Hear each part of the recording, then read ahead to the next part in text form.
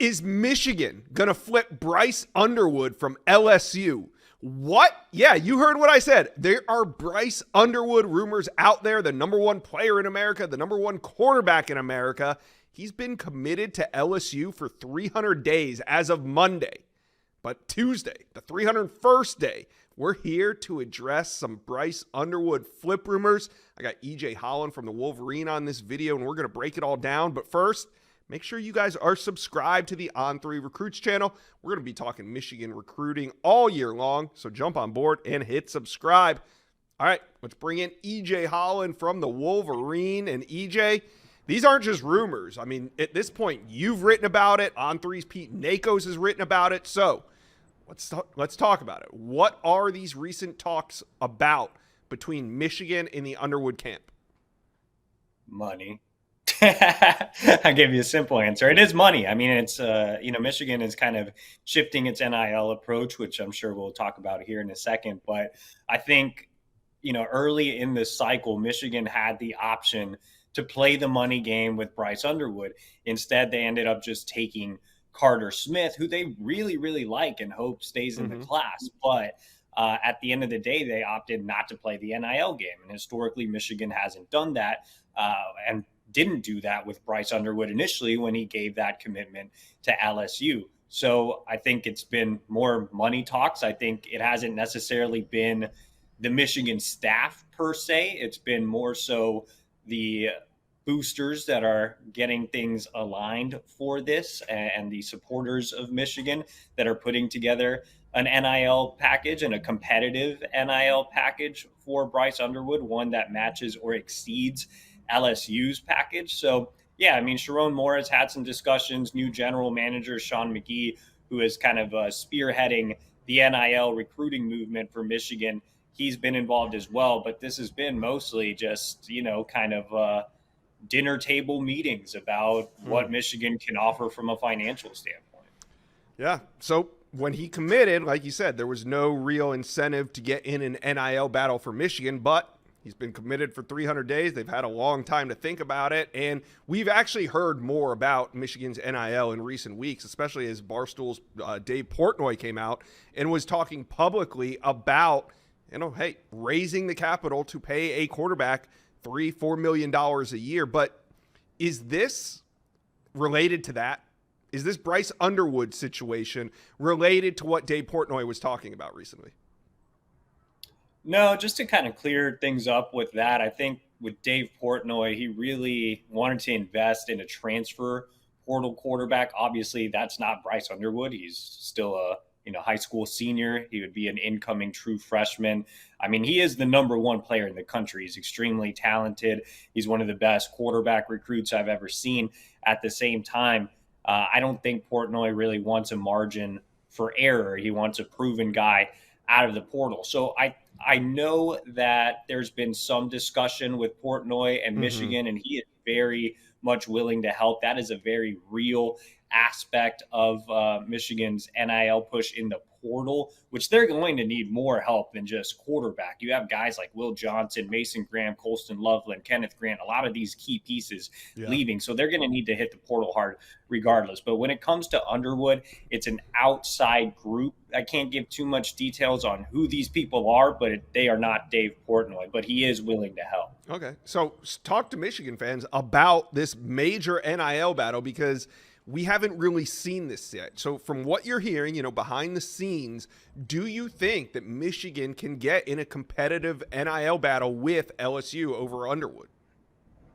Well, I think that's the $1 million question. I think when you look at what Michigan has done historically, coming off, back to back playoff appearances, a national title, the recruiting results haven't really been up to par. I mean, you look at the last two classes, they were ranked number 15, number 18, respectively. So you didn't really get that natty bump. And I think a lot of it had to do with just not being really competitive in the NIL space. Michigan is not doing anything near what Miami or an Oregon or even a rival Ohio State is doing when it comes to NIL specifically for recruiting. I think there's been a shift. Desperate times call for desperate measures, right? When you look at what Michigan's doing on the field, especially at the quarterback position, it's very disappointing, especially considering what Michigan has been able to accomplish the last few years. I think people have realized, Jim Harbaugh's gone, J.J. McCarthy's gone. A lot of those talented pieces like Blake Corum and Junior Colson,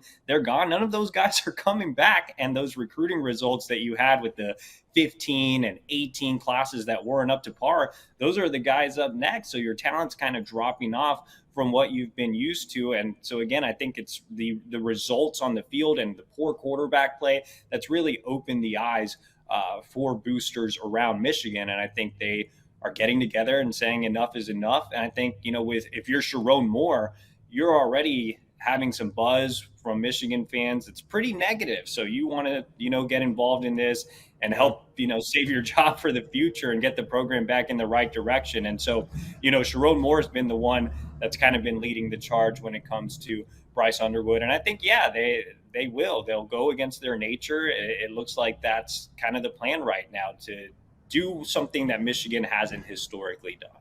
All right. So 2 questions. Have you heard anything regarding Bryce Underwood maybe wanting to stay closer to home? Because the way I see it is, hey, if the NIL dollars are equal, if Michigan can match what LSU can put on the table, then does location at all factor in? And also, EJ, do you think that Michigan needs to get Bryce Underwood on campus for this to be completed? Or can this be done, remotely via telephone, email, text, and all that? Yeah. Starting off with the first question, just, is distance a factor? I still think money is more of a factor, obviously, but I think distance could play a role in terms of the family. I think there are a lot of people in Bryce Underwood's camp that are really close to Sharon Moore. They've been familiar with him dating back to his time at Central Michigan. He's always been a guy that's been very pro state of Michigan recruiting, has connections to a lot of high school coaches and figureheads. And so I think they trust Sharon Moore. I think a lot of guys in the state are obviously Michigan fans by nature. And so I think there's some preference around his camp and maybe his family for him to stay a little closer to home. On the flip side of the coin, when I first talked to Bryce Underwood as a 14-year-old, he told me he always kind of dreamed of going down south. I think he likes the culture down at LSU. I think he likes the just overall vibe in Baton Rouge. I think he's connected really well with some of the other Southern prospects in LSU's class. So, I think that the distance may be a factor for those around Underwood, but I think Underwood himself is very comfortable going down to LSU and doing his own thing. I think with Michigan, they don't necessarily have to get him on campus. He was not seated with the recruits at the Michigan State game this weekend. I don't think that he necessarily has to make a recruiting visit. I think that, he's also 30 minutes down the road, so he can covertly go down to Michigan at any point.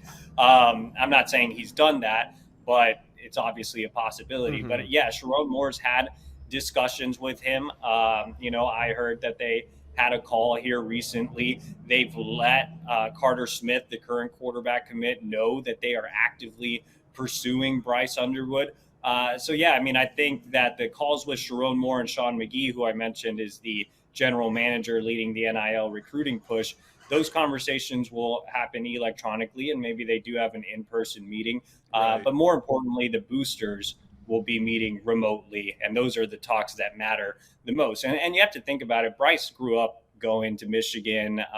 He's been there 1,000 times. He doesn't really have to do a recruiting visit. Especially since this sounds like more of a business decision. So what impact, you hit on Carter Smith. What impact is this having on Carter Smith, and could this have on Carter Smith?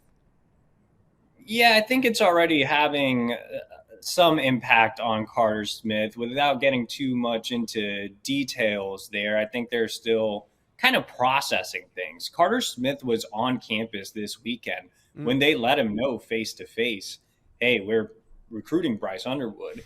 And then on Monday, I'm losing track of days here. On Monday, Sharon Moore had a call with Carter Smith's family and kind of reiterated that. But they also let him know, hey, we still want you in this class. But if you look at it from Carter Smith's perspective, it's like, okay, that's great. You still want me in the class, but will I really have a fair shot to compete? And Carter Smith is a competitor. He's not really afraid of anybody. But if a guy's getting paid potentially north of $5 million, which is what NACO's reported earlier today, if he's getting paid north of $5 million, you're starting that guy. There's no competition. There's no fair fight. So if you're looking at it from that perspective, does it make sense to still go to Michigan? I think that's something that Carter and his family are definitely weighing right now. I'm not saying that a decommit is coming or that even visits to other schools are coming, but I think they were kind of maybe caught off guard a little bit that this. It gives you something to think about for sure. Yeah, definitely. It's not just an internet rumor anymore. Is what I posted yesterday. It's a real situation. Yeah, they told him in person. I mean, they came to him and told him. So of course he's going to think about it. So, all right, well, let's wrap this thing up because I'm sure Michigan fans want to know, EJ, when do you think we'll know something on Underwood? Is this a development that's going to be stewing all the way to the December 4th signing day?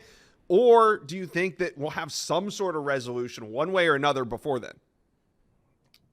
It's really tough to say. I think when you have these types of deals where it's more so an outside group and it's really not even, Michigan's official collective, right? It's more of an outside group. So I think when you have these back and forths and these business deals where you have to cross T's and dot I's and there's a lot of money involved, it probably goes a little longer. And I'm sure LSU is going to do whatever it takes to counter, and Michigan will have to recounter, and you'll have a lot of negotiations. And so, yeah, this could go on, until December 4th. And that really, it's not that far away. That's a month away. So, it could get resolved before then maybe, but, definitely honor before December 4th.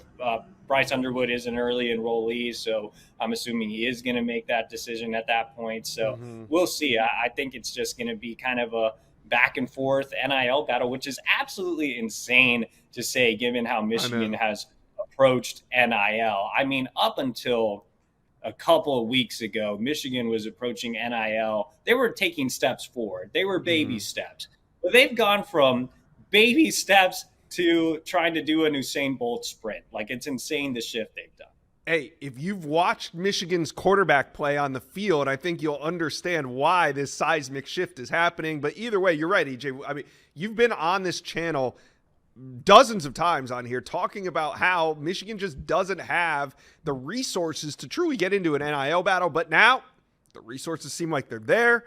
The player, he must be important enough for all these people to come out of the woodworks and support it. But hey, it's happening. The Bryce Underwood rumors are here. They are real. So Michigan fans, talk to EJ and I, comment section below. How you feeling about this major development? I don't even know what to call it right now. It's not flip talk. I mean, we'll see what happens. What takes shape from this? Let us know. Is the flip going to happen? Comment section below.